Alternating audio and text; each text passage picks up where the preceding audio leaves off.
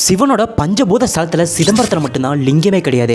ஆனால் சிவனோட உண்மையான உருவம் அந்த கோவிலில் தான் இருக்குது. அது சிதம்பரம் நடராஜர் சிலைன்னு நீங்கள் நினச்சிங்கன்னா அதுதான் கிடையாது. உண்மையான உருவம் எங்கே இருக்குன்னு சொல்கிறேன், கொஞ்சம் கவனமாக கேளுங்க. மண், நீர், நெருப்பு, காற்று, ஆகாயம் இது எல்லாமே சிவனோட பஞ்சபூத ஸ்தலங்களாக பிரிஞ்சிருக்கு. காஞ்சிபுரம், திருவனைக்காவல், திருவண்ணாமலை, காளஹஸ்தி, சிதம்பரம் சொல்லிட்டு ஒவ்வொரு கோவிலையும் ஒவ்வொரு சக்திகள் இருக்குது. ஆனால் எல்லா கோவிலுமே நீங்கள் லிங்கத்தை பார்க்க முடியும். அங்கே லிங்கம் தான் மூலவராக இருப்பார். ஆனால் சிதம்பரத்தில் மட்டும் லிங்கமே கிடையாது. அங்கே சிதம்பரம் நடராஜர் தான் மூலவர் அப்படின்னு நினச்சிங்கன்னா அதுதான் கிடையாது சொல்லுவாங்க. அதாவது சிவன் பல இடத்துல நடனமாடி இருக்காரு. அப்படி ஒரு நடனமாடுற இடமா தான் அந்த சிதம்பரம் நடராஜர் கோவில் இருக்கு. அந்த நடராஜருக்காக அந்த கோவில் முழுக்க இல்லை. ஆனால் அந்த இடத்துல தான் சிவனோட உண்மையான உருவம் இருக்கு. ஸோ இந்த இடத்துல நடராஜர் இருந்தும் அவர் மூலவர் கிடையாது, இந்த இடத்துல லிங்கமும் கிடையாது. அப்போ உண்மையான உருவம் எது?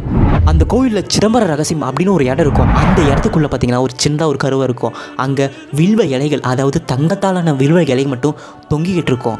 அதுதான் சிவனோட உண்மையான உருவமா? அந்த வில்வ இலையான்னு கேட்டிங்கன்னா கிடையாது. அதாவது சிவனுக்கு இறப்பும் கிடையாது, பிறப்பும் கிடையாது, உருவமும் கிடையாது, ஒளியும் கிடையாது, நிறமும் கிடையாது, எதுவுமே கிடையாது.